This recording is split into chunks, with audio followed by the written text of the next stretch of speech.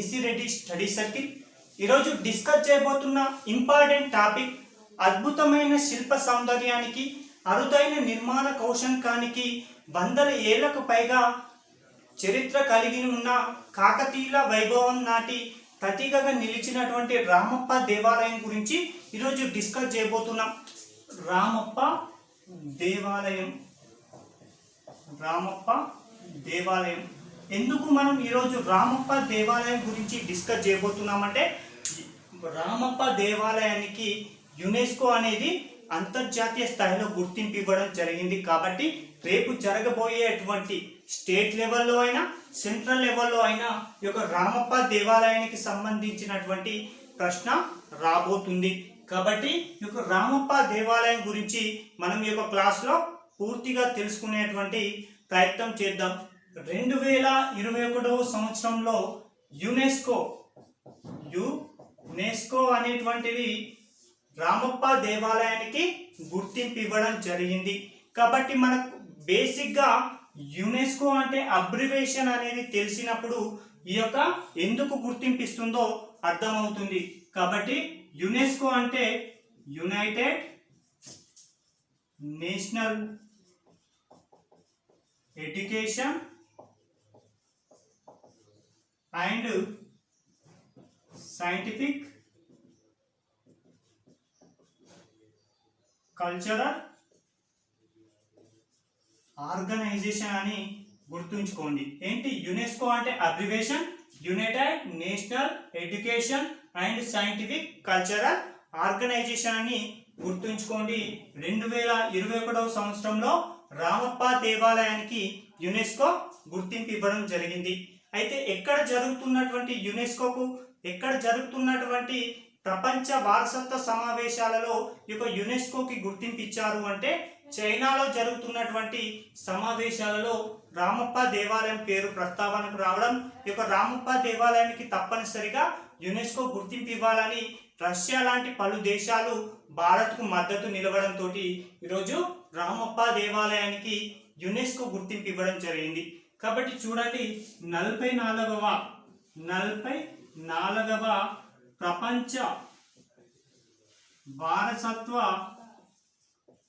Committee, దీనినే world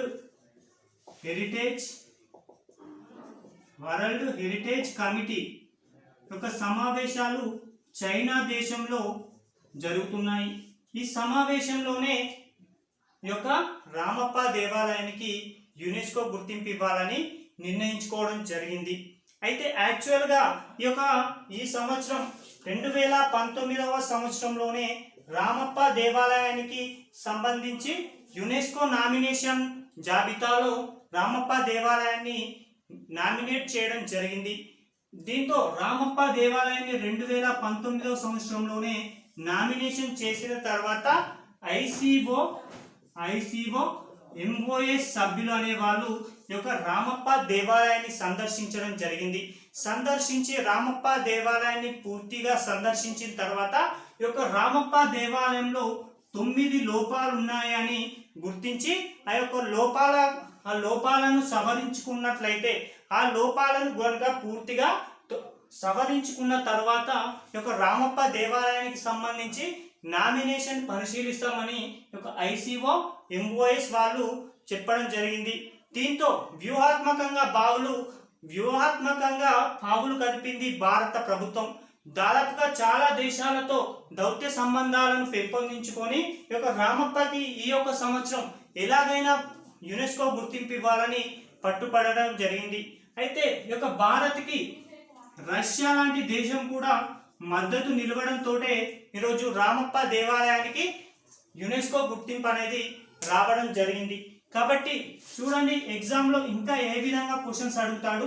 రామప్పకి సంబంధించి ఈ యొక్క వరల్డ్ హెరిటేజ్ సంస్థ గుర్తింపు ఇవ్వడానికి గల ప్రముఖంగా ఏ విధంగా భారత్ పావులు కలిపిందో ఇంపార్టెంట్గా చూడండి. యాక్చువల్గా 2019లో నామినేషన్ దాఖలైంది. నామినేషన్ దాఖలైన తర్వాత ఐసీఓ ఎంఓఎస్ వాళ్ళు రామప్ప దేవాలయాన్ని సందర్శించారు. ఆ సందర్శించిన తర్వాత అందులో రామప్ప దేవాలయంలో 9 లోపాలు ఉన్నాయి. ఆ లోపాలను సవరించుకున్నట్లయితే నామినేషన్ పరిశీలిస్తామని చెప్పడం జరిగింది. దీంతో 2020 సంవత్సరంలో కరోనా వైరస్ వలన ఈ యొక్క సమావేశాలు అనేవి జరగలేదు. తిరిగి 2021 సంవత్సరంలో జూలై 16వ తేదీన చైనాలో ఈ యొక్క సమావేశాలు జరగడం జరిగినాయి. ఈ యొక్క సమావేశాల్లో కూడా ఓటింగ్కు రామప్పకి ఈసారి యునెస్కో గుర్తింపు ఇద్దామని ప్రయత్నించగా ఈ యొక్క MOS వాళ్ళు ఈసారి వద్దు అని సమావేశాన్ని వాయిదా వేయాలని పట్టుబట్టగా రష్యా దేశం మన దేశానికి సపోర్టుగా లేవనెత్తడం జరిగింది. ఈసారి ఎలాగైనా రామప్పకి యునెస్కో గుర్తింపు ఇవ్వాలని పట్టుబట్టడంతో రష్యా దేశంతో పాటు మరొక 17 దేశాలు ఇథోపియా, ఒమాన్ ఇలాంటి దేశాలన్నీ కూడా రామప్పకి గుర్తింపు ఇవ్వాలని పట్టుపట్టడం జరిగింది. ఆ తదుపరి జరిపిన ఓటింగ్లో రామప్పకి యునెస్కో గుర్తింపిస్తున్నట్లు ప్రకటించడం జరిగింది. అయితే ఇక్కడ చూడండి, రామప్పకి యునెస్కో గుర్తింపు ఇవ్వడం వలన కలిగేటువంటి ప్రయోజనాలు ఏంటి, యునెస్కోకి గుర్తింపు ఇవ్వడం వలన చేకూర్చేటువంటి లాభాలు ఏంటో తెలుసుకునే ప్రయత్నం చేద్దాం. యునెస్కో గుర్తింపు పొందడం వల్ల కలిగేటువంటి లాభాలు లేదా ప్రయోజనాలు ఏంటి అంటే చూడండి, ప్రస్తుతం రామప్ప దేవాలయం ఉన్నటువంటి ప్రాంతం ఇక్కడ పాలంపేట. ఈ పాలంపేట అనేది ప్రపంచ టూరిజం లిస్ట్లో పేరు అనేది పొందబోతుంది. ఓకేనా, ప్రపంచ సాంస్కృతిక టూరిజంలో పాలంపేట యొక్క పేరు అనేది నమోదవ్వడం జరుగుతుంది.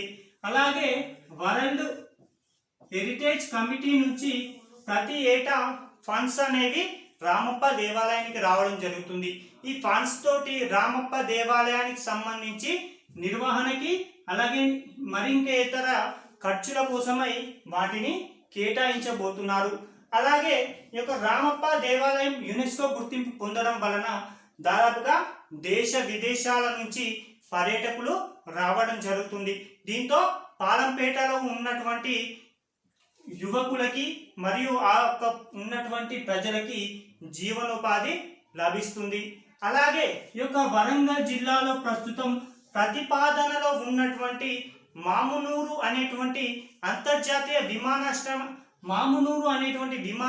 యొక్క పనులు వేగవంతం అయ్యే అవకాశం ఉన్నాయండి. ఇవన్నీ యునెస్కో గుర్తింపు పొందడం వలన కలిగేటువంటి ప్రయోజనాలు. ఇవన్నీ కూడా ఎగ్జామ్ పాయింట్ ఆఫ్ వ్యూలో ఇంపార్టెంట్. ఇంకా దీనికి సంబంధించి చారిత్రక నేపథ్యం ఏంటో చూసుకునే ముందు యాక్చువల్గా మన తెలంగాణ ప్రభుత్వం నుంచి ప్రపంచ దేశాల నుంచి 42 యొక్క యునెస్కో గుర్తింపు అనేది పొందడం జరిగింది. అయితే మన తెలంగాణ గవర్నమెంట్ నుంచి అంటే తెలంగాణ ప్రభుత్వం నుంచి 3టిని నామినేట్ చేయడం జరిగింది యునెస్కో జాబితా కోసం. అందులో ఫస్ట్ వచ్చేసి వరంగల్ కిలా, రెండవది వచ్చేసి 1000 స్తంభాల గుడి, మూడవది వచ్చేసి రామప్ప దేవాలయం. ఈ యొక్క రెండింటిని కాదని వరంగల్ కిలా 1000 స్తంభాల గుడిని కాదని రామప్ప దేవాలయానికి యునెస్కో ఎందుకు గుర్తింపించింది అంటే ఈ యొక్క రామప్ప దేవాలయం యొక్క నిర్మాణ శైలి అలాగే అక్కడ ఉన్నటువంటి ఆర్కిటెక్ట్స్ సాంస్కృతిక టెక్నాలజీ అన్నీ కూడా విభిన్న రీతిలో ఉండడం చేతనే ఈ యొక్క రామప్ప దేవాలయం అనేది నేడు యునెస్కో అనేది గుర్తించడం జరిగింది. ఇవన్నీ ఎగ్జామ్లో అడిగే అవకాశం ఉన్నటువంటి ఇంపార్టెంట్ పాయింట్స్. ఇంకా ఏంటి అంటే ఇంకా దీనికి సంబంధించి చారిత్రక నేపథ్యం ఎలాంటి క్వశ్చన్స్ అడుగుతారంటే రామప్ప దేవాలయం అనేది ప్రస్తుతం ఎక్కడ ఉంది అంటే తెలంగాణ రాష్ట్రంలోని ములుగు జిల్లా. ఒకప్పుడు ఉమ్మడి వరంగల్ జిల్లాలో ప్రస్తుతం ములుగు జిల్లా వెంకటాపురం అనేటువంటి మండలం అలాగే పాలంపేట అనేటువంటి గ్రామం అయితే ఎక్కడ ఉందంటే ములుగు జిల్లా వెంకటాపురం మండలం పాలంపేట అనే గ్రామం అని గుర్తుంచుకోండి. అయితే ఈ యొక్క రామప్ప దేవాలయాన్ని నిర్మించింది ఎవరు అంటే రేచర్ల రుద్రుడు. రేచర్ల రుద్రుడు. అసలు ఈ రేచర్ల రుద్రుడు ఎవరు అంటే ఆనాటి కాకతీయుల కాలం నాటి పాలకుడు ఎవరు? గణపతి దేవుని కాలంలో ఇతను సర్వ సైన్యాధ్యక్షుడు ఎవరు? రేచర్ల రుద్రుడు. ఎవరి దగ్గర? గణపతి దేవుని దగ్గర. ఈ యొక్క రామప్ప దేవాలయాన్ని ఏ సంవత్సరంలో నిర్మాణం ప్రారంభించారు అంటే 1173వ సంవత్సరంలో ఈ యొక్క రామప్ప దేవాలయ నిర్మాణాన్ని ప్రారంభిస్తే దాదాపుగా 1213వ సంవత్సరంలో ఈ యొక్క రామప్ప దేవాలయానికి సంబంధించి నిర్మాణం అనేది పూర్తి అవ్వడం జరిగింది. ఓకేనా? అయితే ఈ యొక్క రామప్ప దేవాలయంలో కొలువైనటువంటి దేవుడు ఎవరు అని డైరెక్ట్ అండి ఎగ్జామ్లో అడిగే అవకాశం ఉన్నటువంటి బిట్ ఎవరండి? రామప్ప దేవాలయంలో కొలువైన దేవుడు రుద్రేశ్వరుడు. రుద్రేశ్వరుడు అని గుర్తుంచుకోండి. రుద్రేశ్వరుడు. అయితే దీనికి సంబంధించిన శిల్పి ఎవరు? రామప్ప దేవాలయానికి సంబంధించి నిర్మాణ బాధ్యతలను చేపట్టి శిల్పి ఎవరు అంటే రామప్ప. ఎవరు? రామప్ప. ఇతనిది ఏ రాష్ట్రం అంటే కర్ణాటక. కర్ణాటక అని గుర్తుంచుకోండి. అయితే ఈ యొక్క రామప్ప దేవాలయానికి సంబంధించి ఇక్కడ ఇంపార్టెంట్ పాయింట్ చూడండి. ఫర్ ఎగ్జాంపుల్ ఏ దేవాలయం అయినా చూడండి, ఆ దేవాలయంలో కొలువైనటువంటి దేవుడి పేరు పైనే అక్కడ దేవాలయం పేరు ఉంటుంది. ఫర్ ఎగ్జాంపుల్ వేములవాడ రాజరాజేశ్వర స్వామి అంటే ఆ దేవాలయంలో రాజరాజేశ్వర స్వామి ఉండడం చేత ఆ పేరు ఆ దేవాలయానికి రాజరాజేశ్వర స్వామి దేవాలయం. కొండగట్టు చూడండి, కొండగట్టు ఆంజనేయ స్వామి కాబట్టి ఆంజనేయ స్వామి దేవాలయం అని అంటాం. కానీ ఇక్కడ మాత్రం రుద్రేశ్వర ఆలయం అనకుండా రామప్ప దేవాలయం అని అంటున్నాం. అంటే ఈ రామప్ప దేవాలయాన్ని కట్టించినటువంటి పాలకుడైనటువంటి గణపతి దేవుని పేరు మీద కానీ అతని కట్టించినటువంటి రేచర్ల రుద్రుని పేరు పైన కానీ లేదా అందులో కొలువైనటువంటి రుద్రేశ్వరుని పైన కానీ ఈ దేవాలయం లేకుండా ఆ నిర్మాణానికి సంబంధించిన శిల్పి పేరు మీద ప్రపంచంలోనే ఒక శిల్పి పేరు పైన ఉన్నటువంటి ఏకైక దేవాలయంగా ఈరోజు రామప్ప ఉండడం జరిగింది. ఓకేనా? రామప్ప దేవాలయం ఇందులో శిల్పి పేరు మీదుగా ఈ దేవాలయానికి పేరు రావడం జరిగింది. అయితే ఈ యొక్క రామప్ప దేవాలయానికి చూసుకున్నట్లయితే రామప్ప దేవాలయంలో గోపురం పైన ఉండేటువంటి విమానం, దీనిని మనం శిఖరం అంటాం. ఈ శిఖరాన్ని నీటిపై తేలియాడేటువంటి ఇటుకలతోటి నిర్మించడం జరిగింది. నీటిపై తేలియాడేటువంటి ఇటుకల చేత నిర్మించడం జరిగింది. ఎందుకు ఇవి నీటిపై తేలియాడతాయి, ఎందుకు ఇవి మునగవు నీటిలో అంటే ఈ యొక్క ఇటుకల నిర్మాణానికి ఏనుగుల అద్దె, ఏనుగులకు సంబంధించిన లద్దె, అలాగే ఉనుక పొట్టు, అలాగే అడవి మొక్కల జిగురు, అలాగే ఇతర రసాయనాలను వాడి ఆ యొక్క ఇటుకలను నిర్మించడం జరిగింది. అందుచేతనే ఈ యొక్క ఇటుకలు అనేవి నీటిలో తేలియాడుతూ ఉండడం జరుగుతుంది. అయితే ఇంకా చారిత్రకంగా ఇంకా చూసుకున్నట్లయితే ఈ నిర్మాణానికి సంబంధించి ఎగ్జామ్లో ఏ విధంగా అంటే ఆ కాలంలో చివరి కాకతీయ పాలకుడైనటువంటి రెండవ ప్రతాపరుద్రుడు పతనం అయిన తర్వాత ఈ యొక్క నిర్మాణం అనేది ఈ యొక్క దేవాలయం అనేది మూసివేయడం జరిగింది. 1323వ సంవత్సరంలో రెండవ ప్రతాపరుద్రుడి మరణం తర్వాత ఈ యొక్క దేవాలయం అనేది 1323వ సంవత్సరంలో మూసివేయడం జరిగింది. తిరిగి నిజాంల కాలంలో 1911వ సంవత్సరంలో ప్రారంభమవడం జరిగింది. ఓకేనా? ఇది క్లియర్గా చూసుకోండి. దాదాపుగా 600 సంవత్సరాల తర్వాత 1911వ సంవత్సరంలో తిరిగి ప్రారంభమవడం జరిగింది. అయితే ఇప్పటికీ రామప్ప దేవాలయాన్ని నిర్మించి ఎన్ని సంవత్సరాలు అవుతుంది అంటే దాదాపుగా 813 సంవత్సరాలు అవ్వడం జరుగుతుంది. ఎన్ని సంవత్సరాలు? 813 సంవత్సరాలు. అయితే ఈ యొక్క రామప్ప దేవాలయం 800 సంవత్సరాలు పూర్తయిన సందర్భంగా అప్పటి ఉమ్మడి ఆంధ్రప్రదేశ్ ప్రభుత్వంలో కాకతీయ ఉత్సవాలు అనేవి నిర్వహించుకోవడం, ఈ యొక్క నిర్వహణకి దాదాపుగా 10 కోట్ల రూపాయలు అప్పటి ప్రభుత్వం కేటాయించడం జరిగింది. ఇవన్నీ ఎగ్జామ్లో అడిగే అవకాశం ఉన్నటువంటి టాపిక్.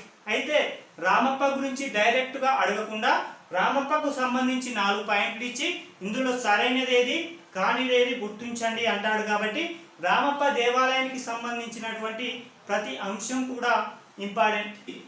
అయితే ప్రస్తుతం భారతదేశం నుంచి ఎన్ని యునెస్కో జాబితాలో చోటు దక్కించుకున్నాయి అంటే 38 దక్కించుకోవడం జరిగినాయి. 39వ యునెస్కో గుర్తింపు పొందింది భారత్ నుంచి రామప్ప దేవాలయం. ఉమ్మడి ఆంధ్రప్రదేశ్ అయిన తెలుగు రాష్ట్రాల నుంచి మొట్టమొదటి యునెస్కో గుర్తింపు పొందింది ఏది అంటే రామప్ప దేవాలయమే. ఇంతవరకు తెలుగు రాష్ట్రాల నుంచి ఒక్క కట్టడం కూడా యునెస్కో జాబితాలో చోటు సంపాదించుకోలేదు. తొలిసారిగా రామప్ప దేవాలయం ములుగు జిల్లాలో ఉంది. ఈ యొక్క దేవాలయమే తొలిసారిగా యునెస్కో గుర్తింపు పొందింది. అయితే యునెస్కో అనేది 2 కేటగిరీలో గుర్తింపు ఇవ్వడం జరుగుతుంది. ఒకటి వచ్చేసి వారసత్వ కట్టడాల కేటగిరీలో గుర్తింపిస్తుంది, మరొకటి వచ్చేసి సహజ వింత అనేటువంటి కేటగిరీలో ఈ యొక్క గుర్తింపు అనేది ఇవ్వడం జరుగుతుంది. ఇంతకు ముందు రామప్ప దేవాలయానికంటే ముందు ఎన్ని గుర్తింపు పొందాయి? 38.